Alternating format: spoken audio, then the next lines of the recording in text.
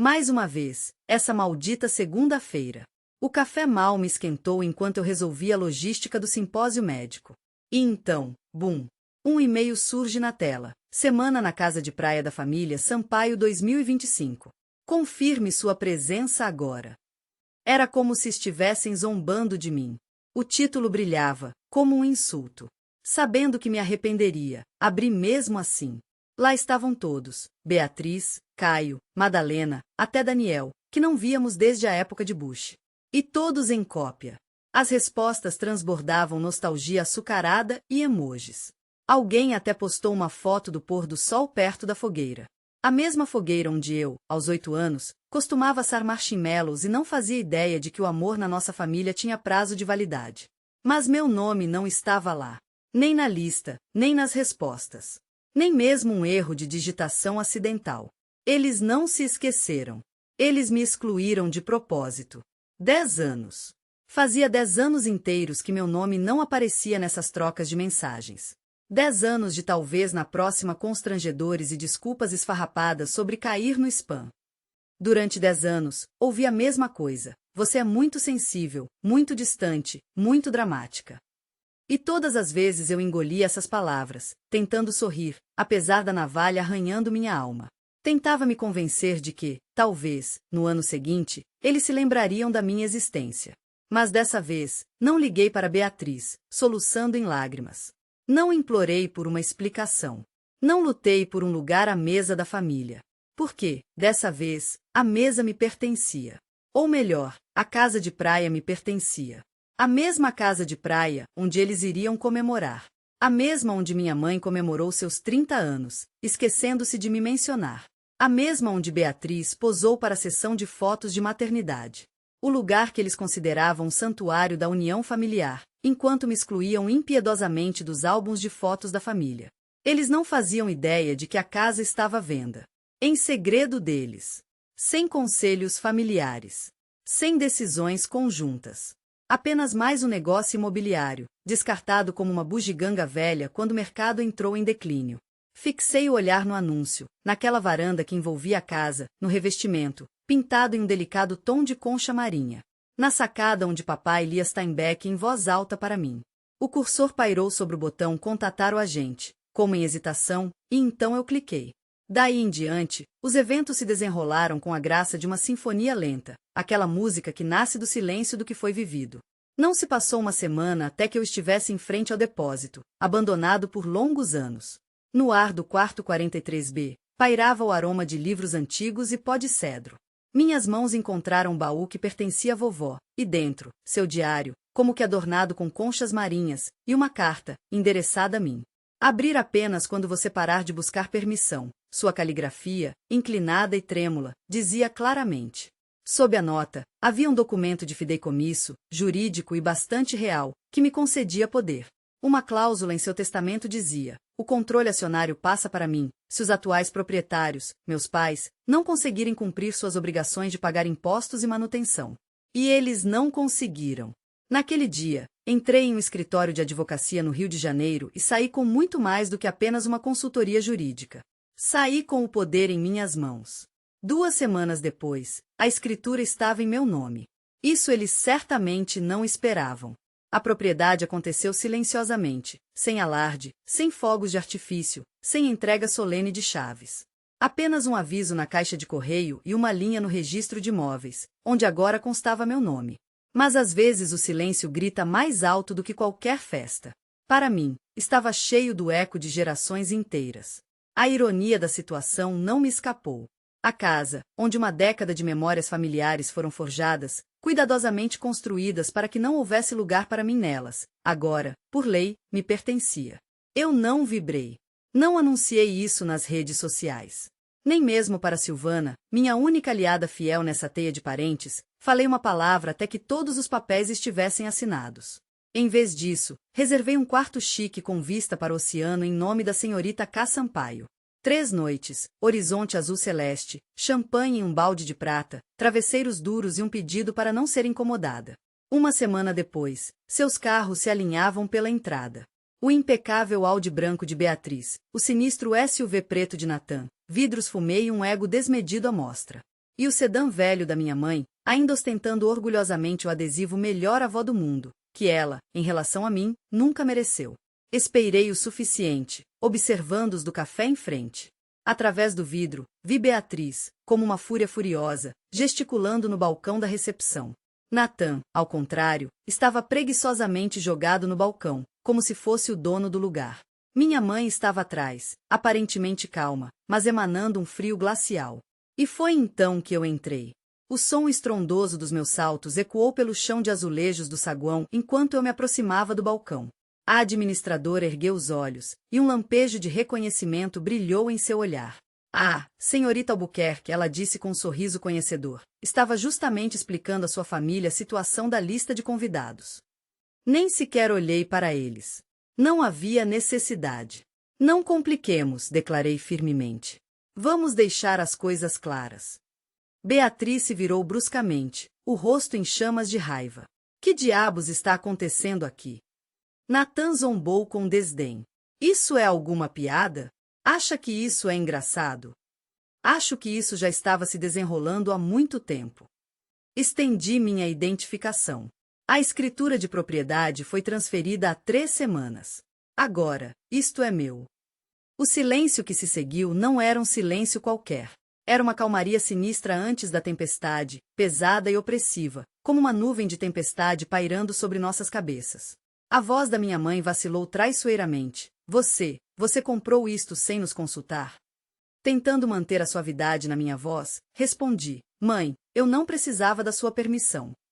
Beatriz explodiu. Você sabia da nossa reunião. Este lugar deveria ser nosso.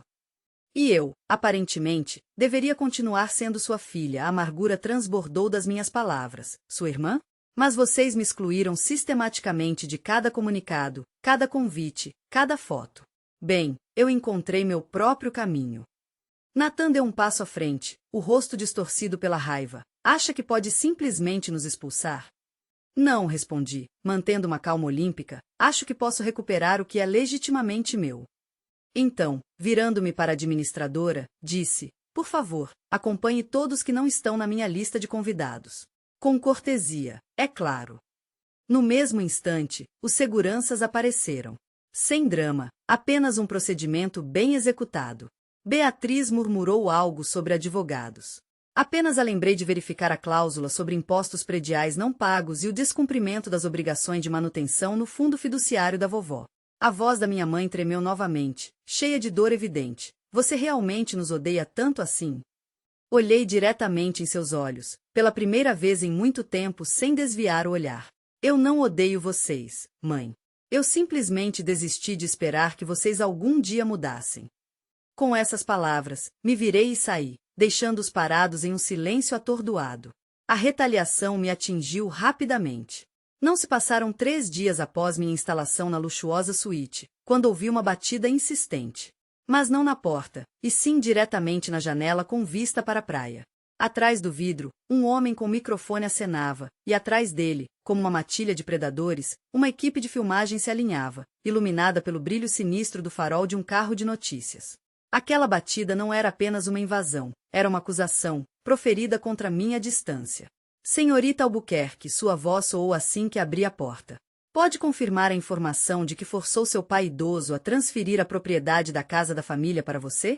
Nossas fontes afirmam que ele estava em um estado em que não podia avaliar a situação de forma sensata. O olho vermelho da câmera piscou maldosamente, como se prenunciasse uma vingança iminente. Eu não disse uma palavra. Batendo a porta com força, recuei para o interior da suíte. No mesmo instante, meu telefone explodiu em uma enxurrada de notificações. E-mails, mensagens de texto, capturas de tela, todos carregavam o veneno da dúvida e da condenação. Uma mensagem era de uma ex-vizinha, isso é verdade? Outra, de um primo com quem eu não falava desde o funeral da vovó, você está bem? Mas o mais assustador foi uma notificação de uma ordem judicial temporária. Fui acusada de manipular cruelmente um idoso, meu próprio pai.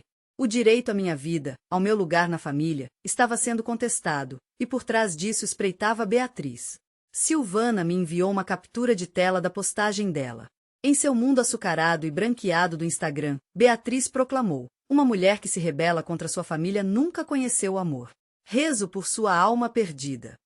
Abaixo disso, um tsunami de emojis, comentários de simpatia e lamentações de estranhos que não faziam ideia de quem eu era até 2 semanas atrás. Sinto muito pela sua família. Eles me transformaram em um monstro. Uma filha perdida, de repente transformada em vilã. E o pior de tudo, por um segundo, quase acreditei nessa bobagem. Mas então Silvana apareceu com armas em mãos, provas irrefutáveis. Capturas de tela, trechos de bate-papos familiares, mensagens privadas, e-mails. Beatriz, ao que parece, estava zombando de mim por minha instabilidade emocional. E minha mãe escreveu: ela está muito ocupada consigo mesma para se importar com a família. Não se preocupem, ela está acostumada a ficar sozinha. O silêncio que se seguiu à leitura não era vazio. Ele ressoava com a verdade. Eu não estava ficando louca. Eu não estava inventando isso. Eles não apenas se esqueceram de mim. Eles me apagaram, reescreveram minha identidade, sem nem mesmo pedir minha opinião, naquele cômodo onde eu nunca tive acesso. E agora eu tinha provas da traição deles, de suas mentiras. Eu tinha os recibos, confirmando sua hipocrisia. A manhã da audiência pairava como uma tela cinzenta e sombria, como se o próprio mundo estivesse parado em uma expectativa angustiante. Entrei no tribunal sozinha. Sem uma comitiva pomposa ou uma roupa de grife chamativa, apenas eu, em um aconchegante vestido azul marinho costurado pelas mãos da minha avó, e uma pasta cheia até a borda de revelações que eles nem sequer suspeitavam. Beatriz estava sentada 2 fileiras à frente, com as costas tão retas quanto uma flecha, vestindo um impecável terno branco. Ao lado dela, como sempre, minha mãe estava sentada com os lábios franzidos. Natan não estava lá. O caso foi apresentado de forma seca e oficial. Albuquerque contra Sampaio, moção de liminar para impedir a venda de imóveis da família. O advogado de Beatriz, um sujeito jovem e escorregadio, com discurso ensaiado, levantou-se rapidamente. Vossa Excelência, começou ele com uma confiança melosa, afirmamos que a senhorita Albuquerque manipulou seu pai, persuadindo-o a transferir os direitos de propriedade em um momento em que ele não estava mais em sã consciência. O juiz olhou para mim. Senhorita Albuquerque. Eu me levantei, minha voz soando firme como aço. Com a permissão do tribunal, gostaria de apresentar provas de áudio e vídeo que confirmam o consentimento voluntário do meu pai, bem como documentação que revela anos de alienação intencional. Ele assentiu, permitindo que eu falasse. O oficial de justiça diminuiu as luzes e a voz aveludada do meu pai, gravada em fita, encheu o tribunal. Cada som, cada palavra cortava o silêncio como se estivesse gravado em pedra. Eu quero que este lugar pertença a Camila, disse ele na tela, sentado ao meu lado na varanda 2 verões atrás. Seus olhos brilhavam com uma determinação inabalável. Ela é a única que voltou para mim após minha queda, a única que já perguntou como eu estava me sentindo, e não o que eu poderia dar. O tribunal explodiu em murmúrios. Até minha mãe estremeceu, como se tivesse levado um tapa. Então, uma gravação de um bate-papo em grupo tocou, a voz serpentina de Beatriz, secretamente gravada por Silvana há 6 meses. Deixe-o apodrecer em seu apartamento. Ela nunca fez parte desta família. Nunca. Se ela quisesse fazer parte, teria sido mais fácil manipular. O silêncio que se seguiu a essas palavras foi ensurdecedor, opressivo. Até o ar parecia ter parado em antecipação. O juiz inclinou-se para a frente, seu olhar tão afiado quanto uma lâmina. Este tribunal não encontra motivos para liminar. As provas apresentadas demonstram claramente a vontade do falecido e confirmam um padrão documentado de exclusão familiar. A senhorita Albuquerque agiu dentro da lei. Caso encerrado. Ele fez uma breve pausa e sua voz ficou mais firme. Este tribunal não se destina a justificar a crueldade disfarçada de tradição. Saí do tribunal sem olhar para trás. Lá fora, fui novamente cercada por uma multidão de jornalistas, mas pronunciei apenas uma frase. Às vezes, para romper um ciclo vicioso, só resta um caminho: ir embora, segurando firme em suas mãos a sua verdade. A decisão do tribunal não trouxe uma vitória imediata. Em vez disso, foi um silêncio, um alívio há muito esperado, como se algo que me prendia finalmente tivesse se soltado. O peso de provar a minha pertença, os apelos para ser ouvida, tudo isso diminuiu. Mas este foi apenas o começo. A verdadeira prestação de contas me esperava ao retornar à casa de praia. O vento oceânico me recebeu, como se estivesse esperando pelo meu retorno. Em sua respiração, eu podia sentir o sal e algo indescritivelmente terno. Talvez o silêncio. Vento oceânico, não exigindo atenção, mas apenas lembrando a necessidade de respirar. Lentamente pisei no cascalho da rua de acesso, com as chaves na mão. Não mais uma hóspede, não mais uma estranha. A casa me recebeu com silêncio, luz do sol e uma imobilidade congelada. Parecia que tinha suspirado. Parecia que eles tinham partido às pressas. Na mesa, um copo de água meio vazio. Uma toalha jogada descuidadamente sobre o corrimão. Ao longo das paredes do corredor, fotos emolduradas. Fotos de crianças sorrindo. Brindes levantados. Refeições de verão sob o céu dourado. Parei em frente a uma delas, como se estivesse petrificada. Ao redor de uma fogueira crepitante, como mariposas para a chama, as crianças de Beatriz se reuniam. A mesma fogueira onde, com os dedos pegajosos de marshmallow doce, eu me sentia parte de algo eterno, inabalável. Não tirei uma foto, não havia sentido. Passei direto, para cima, para o quarto principal. De pé na janela, olhei para o oceano infinito. Meu nome, gravado na escritura de propriedade, agora não significava nada. O ponto era outro, no espaço que eles, sem pedir, declararam ser deles. Ninguém sequer pensou em como doía para mim ser uma estranha. A casa nunca foi um prêmio, apenas aconteceu. No quarto de canto, no antigo escritório da minha avó, abri com o coração na garganta uma gaveta que antes não ousava tocar. Lá dentro, emaranhados, cobertos pela poeira do esquecimento, estavam pendurados os velhos sinos de vento que fizemos juntos quando eu tinha apenas 8 anos. Conchas do mar amarradas em uma corda desgastada, iniciais infantis desenhadas com um pincel trêmulo. Meu ser estava quase completamente apagado, como se eu mesma quase não existisse mais. Não tentei restaurá-lo, para pintar a perda. Com os sinos de vento nas mãos, desci, coloquei-os sobre a mesa na cozinha e comecei pacientemente, fio a fio, a restaurar a conexão fugaz com o passado. Sem truques, sem pressa. Apenas um cuidado atencioso. O vento, que entrava pela porta de tela, regia meus movimentos, e eu, obedecendo ao seu ritmo, dei liberdade às minhas mãos. Quando tudo estava pronto, pendurei os sinos de vento do lado de fora, na varanda, onde era o lugar deles. Eles tilintaram suavemente, como se recordassem seu propósito. Naquele mesmo dia, Silvana chegou com uma garrafa de vinho e um pacote de comida. Você não pensou que eu ia deixar você se mudar sem vinho e toalhas de papel, não é? Ela piscou. Por um tempo, limpamos em silêncio. Duas mulheres que cresceram na mesma família, mas vivendo roteiros diferentes. Ela dobrou cuidadosamente o cobertor que Stella só tirava para convidados especiais. Eu limpei o balcão onde Beatriz costumava fazer suas festas de queijo e distribuir críticas. Quando finalmente nos sentamos na varanda com taças nas mãos, o oceano se transformou em ouro líquido. Você não apenas ganhou, Camila, disse Silvana baixinho. Você acabou com isso. Você está livre. Eu observei 2 pelicanos voando baixo sobre as ondas, suas asas abertas e despreocupadas. 1 hora depois, bateram no portão. Senti um calafrio, mas não eram eles. Era a senhora Donnelly da casa, a 2 quadras. Ela segurava cuidadosamente uma caixa de metal cheia de biscoitos de limão, como se fosse um tesouro. Só queria dar as boas-vindas de volta como vizinha, disse ela com um sorriso gentil. Seu pai, sabe, ele sempre se lembrava de você. Mais do que dos outros, na verdade. Ele dizia que você era mais inteligente dele. Fiquei sem palavras, piscando surpresa. Ele dizia? Ela assentiu afirmativamente. Uma vez ele me disse, aquela garota tem pensamentos como a maré do mar, às vezes vêm, às vezes vão. Eu me lembrei disso para o resto da vida. Quando ela foi embora, coloquei a caixa de biscoitos de limão ao lado dos sinos de vento reparados. Naquela noite, vagando pela casa de cômodo em cômodo, apagando as luzes, pela primeira vez não me senti uma estranha. Não esperava mais por desculpas, convites ou concessões em um espaço que já me pertencia por direito. Eu não estava cortando a ponte que levava até aqui. Eu simplesmente parei de implorar humildemente para que me deixassem atravessá-la. Quando fechei a porta da frente, o vento na varanda aumentou. As conchas nos sinos de vento se agitaram, capturadas pela rajada, e pela primeira vez em muitos anos, cantaram, suave e melodicamente. Obrigado por ouvirem, por sentirem esta história e, talvez, até se lembrarem de alguém em suas vidas que foi esquecido, incompreendido ou cuja história foi distorcida por aqueles que deveriam tê-lo protegido acima de tudo.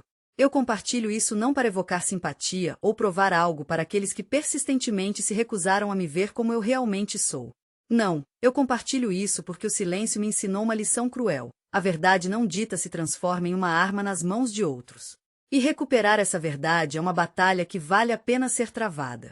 Não por vingança, oh não, mas por restaurar a justiça. Se você se reconheceu na minha história, mesmo que em ecos fugazes e dolorosos, eu quero ouvir você. Por favor, deixe sua marca nos comentários.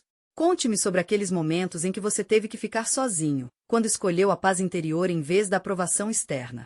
Vamos parar de enterrar essas histórias no silêncio. E se no fundo algo sussurrar, Camila, você está certa em recuperar seu lugar, não se cale, diga isso. Eu lerei cada palavra, sentirei cada uma delas. Aqui está meu conselho, para você e para mim mesma. Não precisa queimar pontes com raiva. Apenas pare de gastar energia na construção de pontes que ninguém nunca pretendeu atravessar. Pare de se diminuir para que os outros se sintam mais importantes. Entenda, família não é apenas DNA ou suéteres de Natal iguais. Família é quem genuinamente se alegra com suas vitórias, quem permanece por perto quando o silêncio reina e quem se lembra do seu nome sem lembretes extras. Você não é excessivamente emocional. Sua essência não é demais. Amar você não é um fardo. Você é autossuficiente e completa. Você tem o direito de recuperar sua voz, reivindicar seu espaço pessoal e contar sua história sem se desculpar com ninguém. Ouse, diga o que eles tentaram apagar da memória. Seja a primeira a ousar falar, ou a última a deixar o campo de batalha. Mas acima de tudo, permaneça sempre fiel a si mesma, à sua força interior. Nunca